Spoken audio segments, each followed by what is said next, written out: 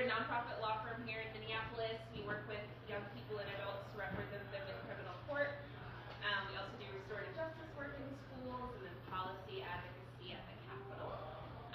And we work in coalition with many of the folks in this room in a group called the Minnesota Coalition for Youth Justice. So we advocate for a wide variety of policy changes to try to make the youth justice system more equitable, more effective, and ultimately more compassionate for youth.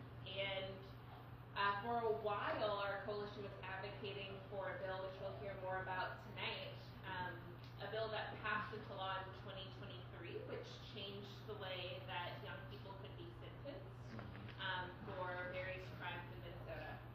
And so I'm really excited. The Campaign for the Fair Sentencing of Youth, which is a national nonprofit, they came to Minnesota for years to help advocate for this law change.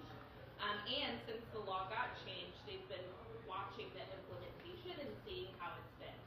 So this is a great time for us to learn from their perspectives around the changes that have been made and the work that we still have to do as a community, because we know that it's not just about getting the bill signed into law. Like, we've got to have our eyes on these things to make sure they're doing right by kids in our community. So thanks so much for being here tonight.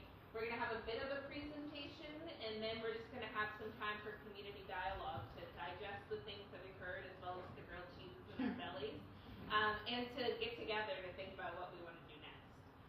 You're here in this awesome space at All Square, and I'm going to let maybe John give a little intro to the space in your org and anything that you want folks to know.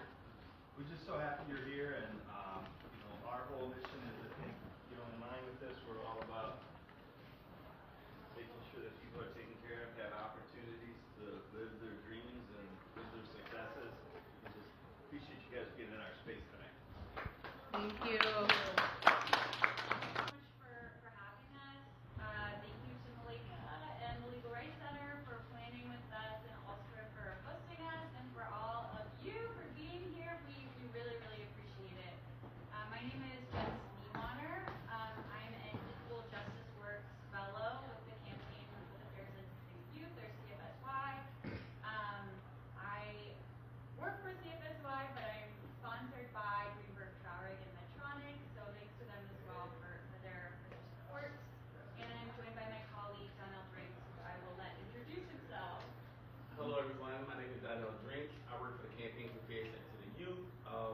I'm the Leadership Development Engagement Coordinator, a mouthful. That means I have no power, but I got a nice long title. And today I'll be presenting alongside Jess, and just look at me as Tito. This is Michael Jackson. I'm playing the backup role, and we're going to be very informative in our presentation. Yes. Well, today we're talking about the new early supervised release hearing process and its impact on people that have been incarcerated since they were kids. We'll cover a few things. We'll talk about the history of extreme sentence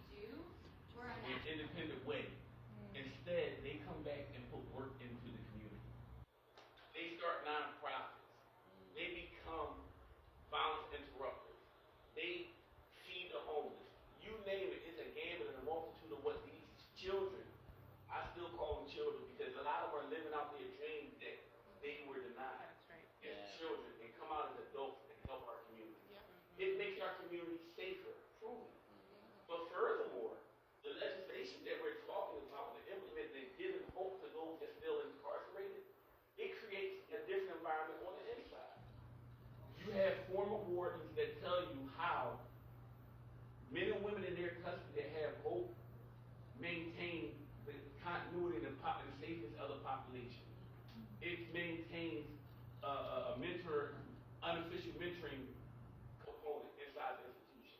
They rely on that.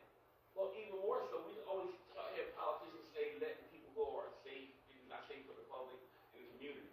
Well, I always say this: who works in an institution? Are they not members of the community?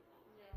So the guards are members of the community, and if you're telling me laws and common sense legislation make community safe on the inside and on the outside, why doesn't it make sense?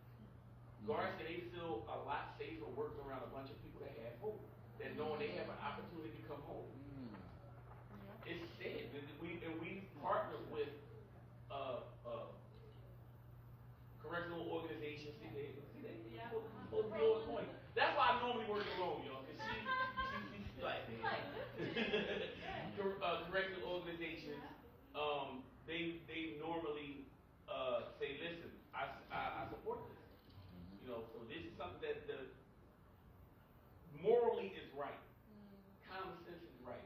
But the statistics also say it's right. It makes our community safe. All right, now. They looking at me like, are you crazy? You spend hundreds and hundreds of dollars and this is what you want? A $3 shrimp fried rice? But I realized it was the first time I came home that I could taste the food. I was away for 30 years. I never had a middle fork in my mouth. So the food, everything tasted metallic to me. Yeah. So then I realized, oh, I can go to restaurants and ask for plastic silverware. So I start going again and I start liking food. So little nuances like that. So to answer your point about a QR code, this is nothing. Imagine me realizing I can't eat with metal spoons.